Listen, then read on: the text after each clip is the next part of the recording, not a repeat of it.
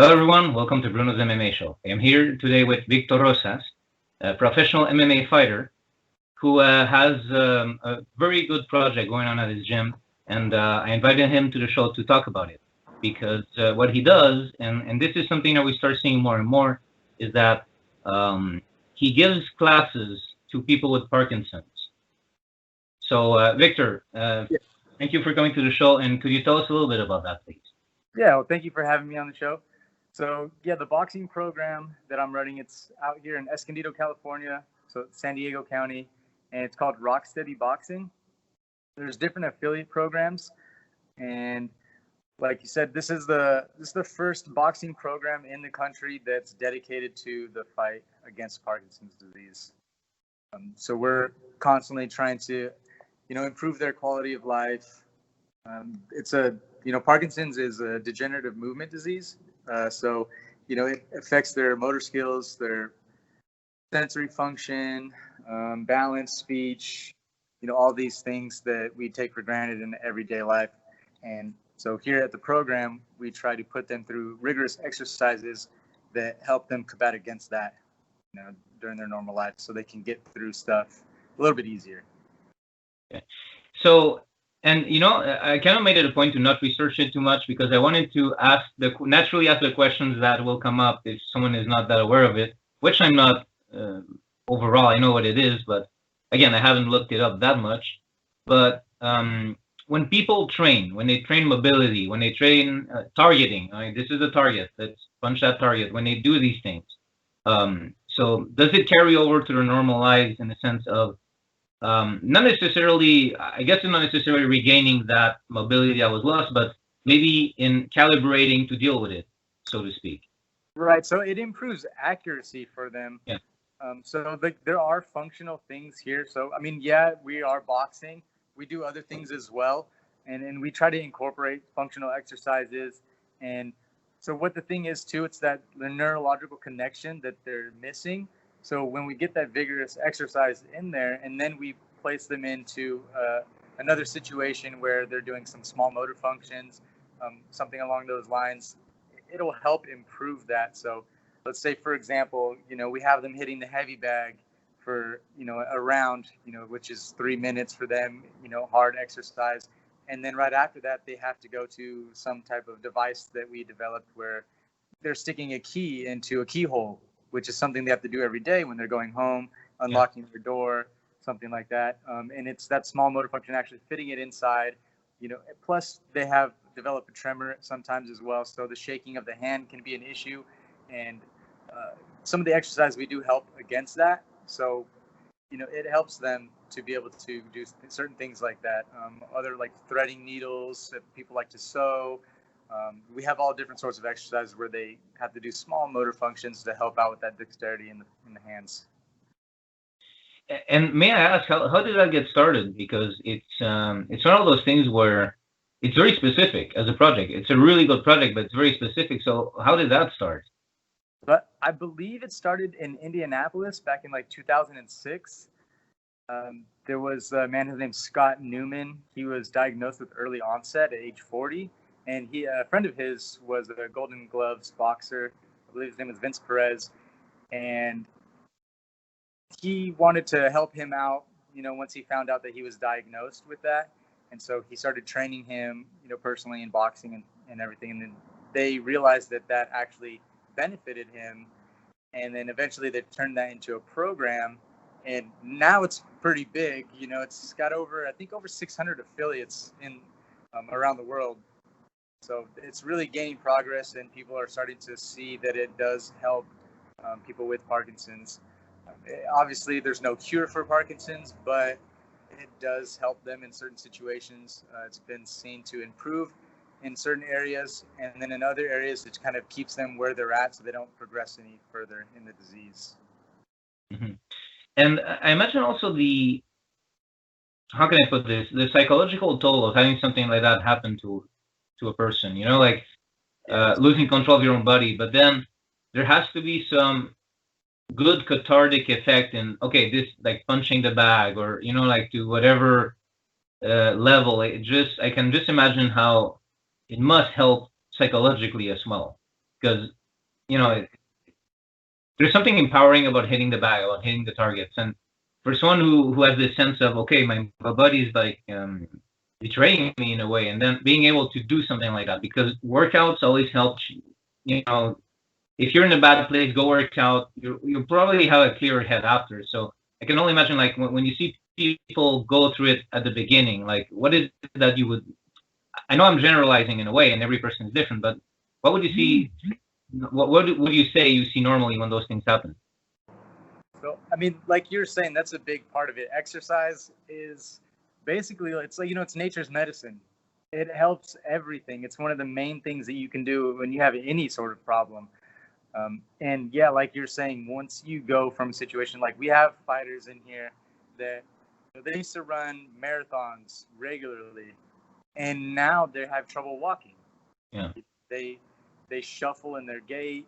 They have a severe tremor. So there's all these things, like you're saying, it feels like their body is betraying them. And, they look back at their life, all the things that they used to be able to do, and now they can't do them. It's very depressing. And that's one of the symptoms that comes along with Parkinson's, as a side effect, is depression. So being able to come in here and work out with, other people in the community that have that disease as well and know what they're going through, it forms this camaraderie as well. And then they mesh really well together, and then they help each other out. Any new people coming in, they have this group already formed, and they'll be able to share experiences with them on what they felt helped them, get started and continue and get past it. Because I have seen plenty of people come in here that didn't even want to be here. Their wives brought them in, or their husbands brought them in, and I could see the look in their face and their eyes that they really do not want to be here, because they already know how their body's functioning, and it's not to the full capacity of what they used to be. So coming in here and saying, well, I can barely move, and now you want me to do all these exercises and hit the bag and do all this stuff, and I don't have the agility and mobility to do any of that stuff. It's psychologically, gets in their head. But after I talk to them for a while and put them through a couple things and let them know this is a safe environment for them. The only people that's going to be in here are people with Parkinson's that they can communicate with and share those experiences with. And it puts them at ease a little bit. And then once they get to, get going in the class and they see how it is and how empowering it is. And like you're saying, just hitting a bag, no matter what problem you have, it's a really big stress reliever.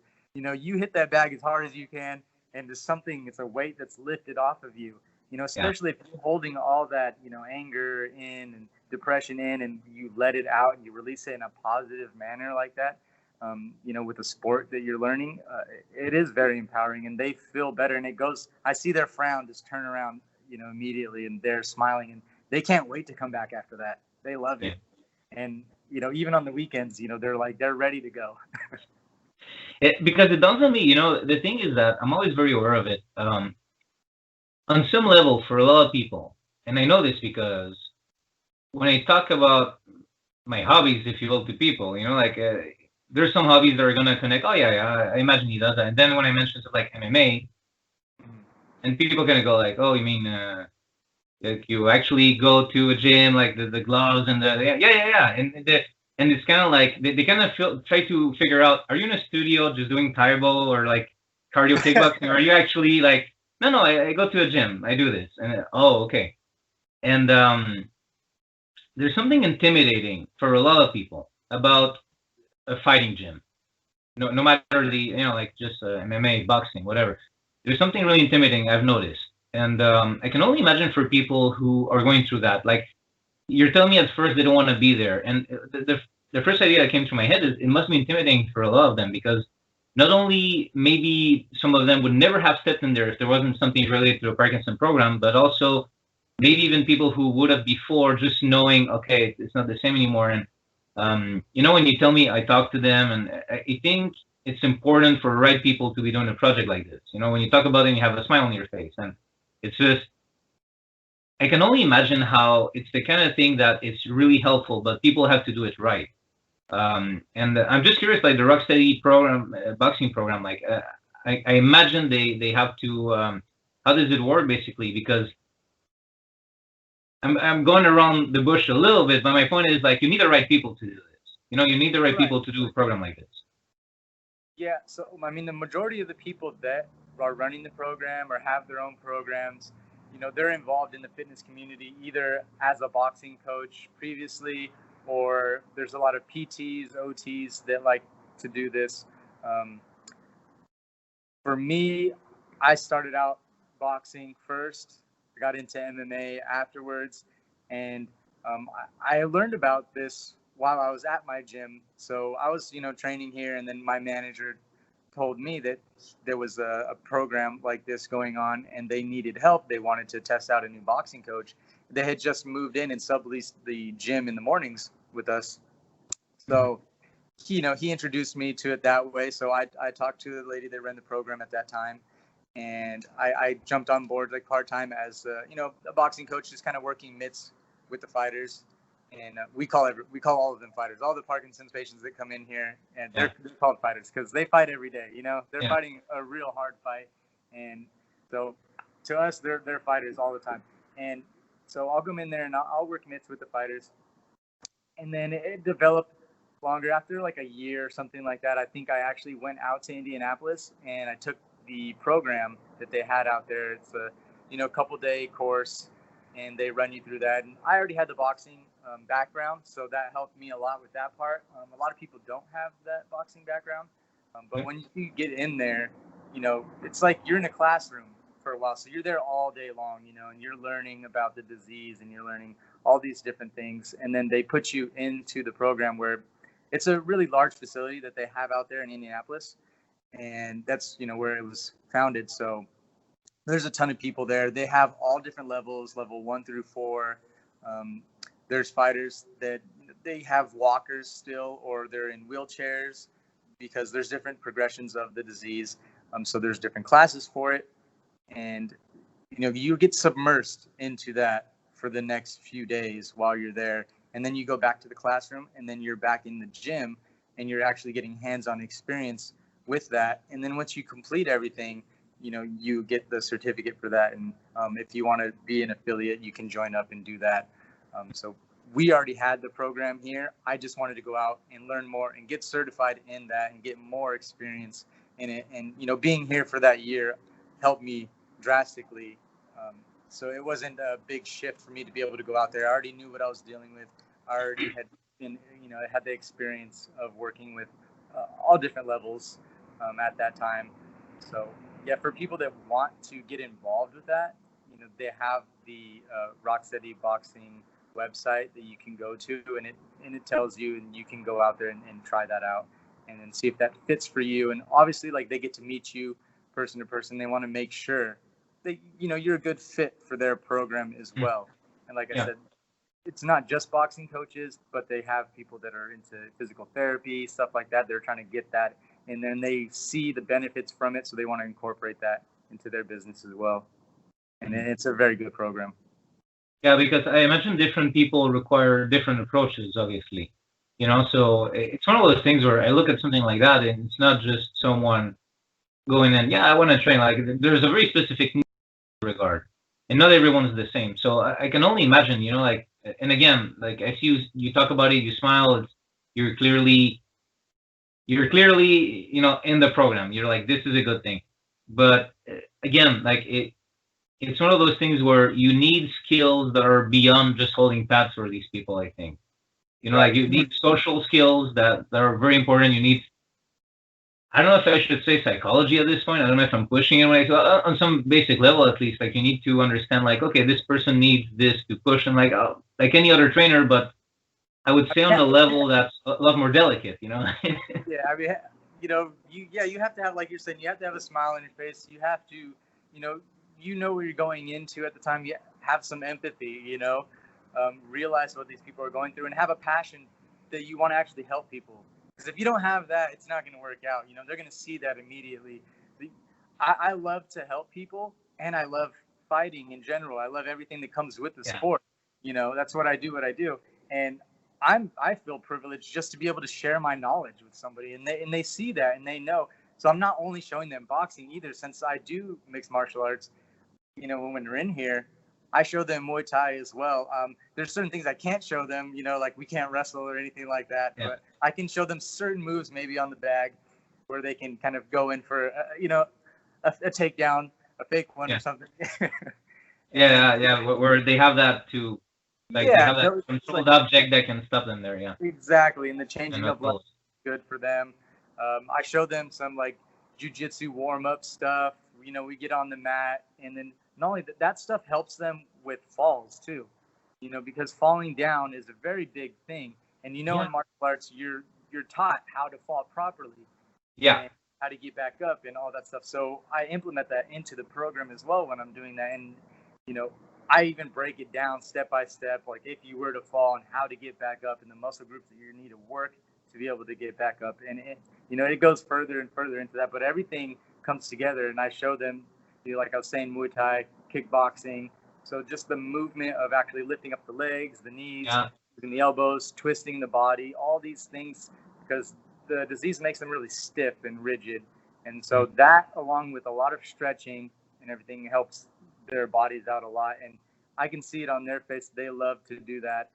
Like I said, I love sharing that information with them. It makes me smile. So like it's back and forth, it's not like I'm just helping them. They're helping me as well. And on the days I see them come in and, they don't want to be here all the time because they might be having a bad day, and they'll come up to me and tell me, I'm not having a really good day today.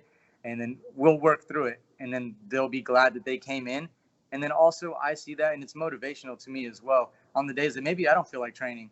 I don't want to come back tonight. I'm sore, this and that. And I'm like, so-and-so was over here and they couldn't do this earlier. They could barely walk, and their body's, been through more than mine has, and they're sore and they're in here and they're working hard. So I have to get in there too. And I have to show, a good example as well.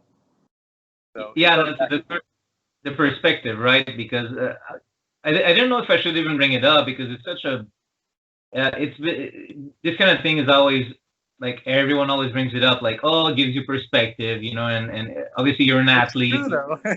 I know. It's said often for a reason, but you brought it up yourself, so I can only imagine, like, how can you complain about, like, oh, I stubbed my toe, and like, I'm sore. Oh, I'm sore. And then you see the other guy is like, oh, he's going through this and his body doesn't even respond, and he's still doing it. And it's like, okay, maybe I'm not that sore, like. Yeah. I mean, it's a good thing too, Sometimes you kind of get down on yourself, or you kind of give yourself the easy way out. But like you said, it is all about perspective. And you take a look around and you see what other people are going through, and then it helps, it helps you accomplish different things. That when you mentioned, it was like a revelation when you mentioned the falling, because you said some jiu-jitsu. So first, like, okay, cool. And then you mentioned the falling. I was like, oh, that's a good one. That it really is, because, like when I started doing some grappling years ago, I remember feeling like I wasn't getting anything done. Like, oh my God, I suck at this. Like, there's no, like, is there even a point to me doing this? I don't have the instinct for it. I don't have the aptitudes for it. And I live in Canada, and at some point it was winter, and I slipped. And when I mean I slipped, I mean like my feet went higher than my head. That's how bad. Because there was snow on top of the ice. I didn't know there was ice. I was wearing fancy shoes that day, and I just. And I remember as I fell, I tucked my head in. I slammed the ground, and my hand really hurt, but I didn't get hurt. Right. And I was like, I did learn something. So we teach them that too. You want to be able to spread that body mass out to absorb the impact, and it's better your back, your elbows, your arms is sore than you hitting your head and cracking that, and something worse happens. So it's definitely beneficial. I mean, I've had my experiences too. I guess it's kind of like the Karate Kid thing, he doesn't think he's learning until he has to wax on, wax off, and realize. But it is though. It always, because of that, it always pisses me off when in jiu-jitsu classes there's always that one, or depending on what class and who's there, you always have those people who, when you're supposed to fall and just break the fall, they always do this thing where they squat first and then they let their butts hit the floor, and then they kind of like fall back on their butts. Yeah. I don't know. Maybe you don't allow it. Maybe you don't see it because you're like, hey, you don't do that. But I've seen that before. People who like kind of squat, especially when the teacher is not looking, they just kind of like squat fall under, because it's not a pleasant feeling to be falling. Right. But because of what happened to me, I see the value. Don't do that. Yeah. But because it's something that you do, I actually encourage you to talk to Rocksteady. Like, okay, I know it's boxing, but maybe the falling thing, like maybe that could be more widespread. Because honestly, like when you said, I was like, ding, like that is so true. If someone has problem with mobility, they have to learn how to fall. That's very important. It's Yeah, and then not only that, but like the getting up from the falling is huge too, especially because most of the fighters, they're up in age. I mean, Parkinson's can hit you early on in life as well, but for the most part, majority of them are older, and it's already difficult to get up at that age to begin with, let alone have something on top of that, such as Parkinson's. And if you go even further, a lot of people have other underlying issues as well. So it's all this stuff compiled on top of each other. So it makes it something simple as getting up for us very difficult for them. So yeah, not just protecting yourself from the fall, but being able to get back up after that is also a big issue as well, and which I try to go through and I help them out. And like I said, develop those muscles over and over. So I tell them, they tell me, you know what, Victor, you're making this exercise really hard. It was really simple. And I said, I know. We're going to make everything extremely hard right now.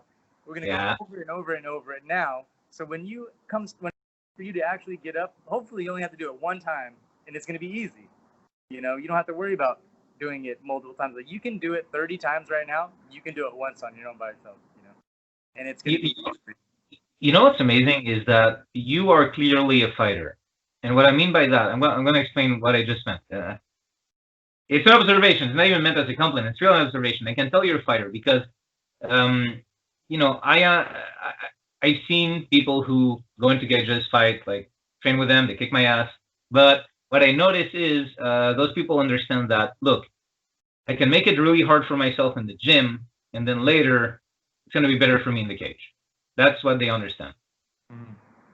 What you're talking about now is, hey, look, guys, I'm making it really hard for you now in the gym, but their fight is different. Their fight is like day-to-day stuff that we take for granted. Yeah. So if something happens to you that really sucks, that you need to you're gonna be able to, like you said. So it's like you approach it with a fighter's mindset, which is really interesting to me because it's really that you're preparing them for their fight. That's their fight, and you're preparing them for real. It's not just, as I'm hearing this, it's not just a psychological thing. Oh, look, you'll feel good about hitting the pads, which was, to be honest, at the beginning of the conversation, and that was already good enough for me. That was what I took from it. But as we're talking, I'm like, no, you're really getting them ready for some really serious stuff for them. Because I remember when I was a kid, and the story really impacted me. I went to see my grandfather at the hospital at some point, and the guy next to him was actually dying. He was an old man who was dying. The reason is, again, the ice, Canada. He went to get his mail, slipped, and he hit himself. He wasn't able to get back up. It was winter, and he hadn't gone and dressed himself to go out for a long time outside. And the cold got to him, and by the time people found him, it was late. Wow. So it's one of those things where you I don't know, as a kid, I really understood how, life is like that. You don't look both ways in the street, you're going to get hit by a car. Like, it's like people always think for some reason that their way to go is going to be this epic thing or very romantic thing, but it can also be a very stupid thing. It can be a very day-to-day life thing that happens. And unexpected, yeah. Yeah, and for you to be like, look, it sucks right now, but trust me, if it ever happens to you, you'll be like, oh, I've done this. It's the same thing when you train. Like if you only do movements in the air and you never spar, it's never gonna happen for you if someone really attacks you. If you actually spar, you know what you're going through. You're training them to get up again and again and again. If they have to only get up once, if it happens to them, oh yeah, okay, I did this 30 times the other day, Exactly. Yeah, I mean, I try to, exactly. That's exactly what I'm doing. And I kind of approach everything in life that way, or at least I try to. And I bring that to them as well, because it's not the same for us. Let's say I'm in here training and I'm doing my thing, and then I go home, I go relax, whatever. I don't think about it that much. But them, they have to bring it with them, because it's not just here that it's the problem. They have to deal with that disease every minute of the day for the rest of their lives.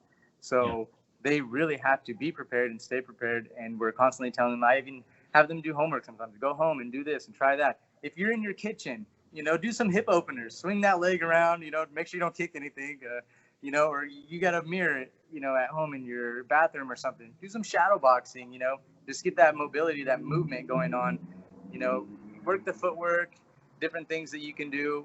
And I have some of them. They buy heavy bags at home. They buy speed bags. They love the speed bag. They're all kinds of stuff they want to bring at home. So, they take everything with them. They love it. And a lot of them, they'll contact me now and be like, hey, that this boxing match is coming on. And Lomachenko's fighting Teofimo and everything. And it's going to be a great fight and all this. And like, they're really interested in it now. Or a lot of them watch MMA too. They'll get clippings from the UFC fights and bring them in and show me and like, oh, did you hear about this? And they know all kinds of stuff, like they're a bigger fan than me. Yeah, no, there's something about fighting that is really misunderstood, I think. And when people start doing it, they get it. Because it's kind of funny where I'm also very much a geek, like role-playing games, comic books, like the most like stereotypical geek stuff. I love it. And I would say, as someone who also does martial arts, and I don't mean like the pretend martial arts, I mean actual martial arts, I would say that fighters are a lot more welcoming.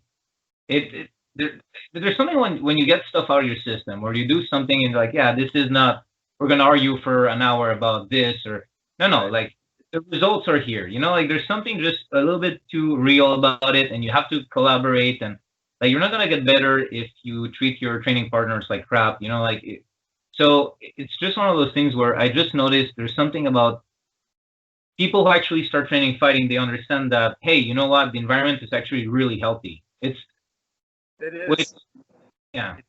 Going into any scenario like that, if I'm training, it doesn't matter how long I've been training for. If I get new guys in here and I'm working with them, having open mind is a big thing, I feel.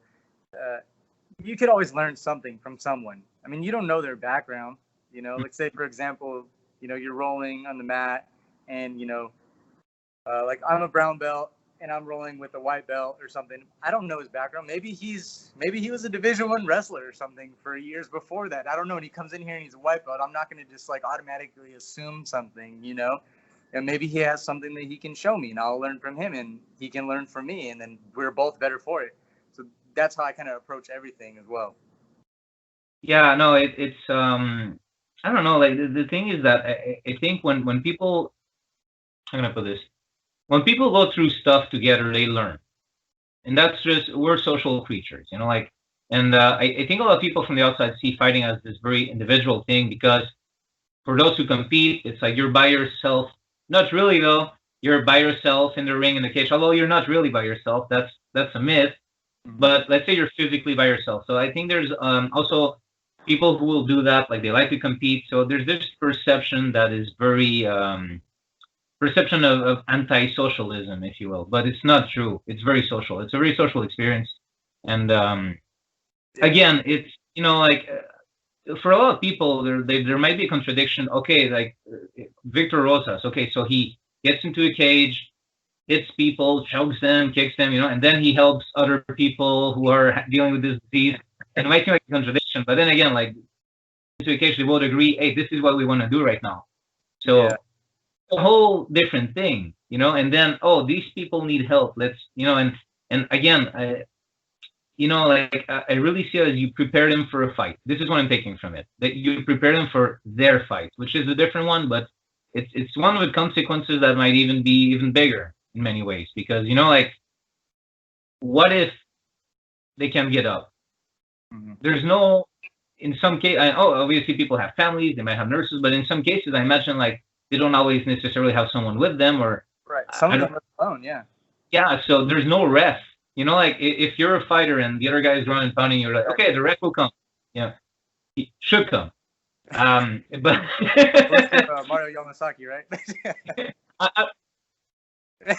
We don't have enough time. I feel you, but we don't have enough time. But the guy who follows, who's by himself, has Parkinson's. Like, there's no ref coming to, like, the ground and pound is just life. Like, life is ground and pounding him at that moment. there's no ref to get him out of there. He has to get up himself, you know. So like it's when you think about it, it's such a deep fight they have to go through. It's a fight against themselves, their own how they feel that day, like because it has to be depressing. You have to fight against that. You have, and then to get something from it, you know, to it's like I think when people go through something hard and then they find a way to channel, they find a way to learn stuff, they get back a chunk of their life. They get back a chunk of their soul, you know. So it's really amazing, man. It's really a great thing you do. And if the I know I'm stuck on that idea, but the whole falling, getting up, if you know, I know that Rocksteady is boxing, but I think it should really be a thing that not necessarily go through Muay Thai and MMA and all those details, but that one aspect I think would be worth. I don't know if you shared it with our people who do Rocksteady, but I think that one aspect should really be shared. Right. I mean, I know other affiliate programs do help and work on the falling and everything like that. I mean, it's a big thing, so it's not uncommon for them to do that. As far as how much in depth they go, I'm not really sure, but I have been thinking about that. I recently did a Zoom video because I do Zoom classes as well because of the whole situation that we're in right now. You know, we do have open classes available for people that are here, but also there's plenty of fighters out there that they would rather stay home during this time, or maybe just because of the commute, they don't want to have to drive over here and back, or they might be too tired on the way back, so they do the workouts on Zoom.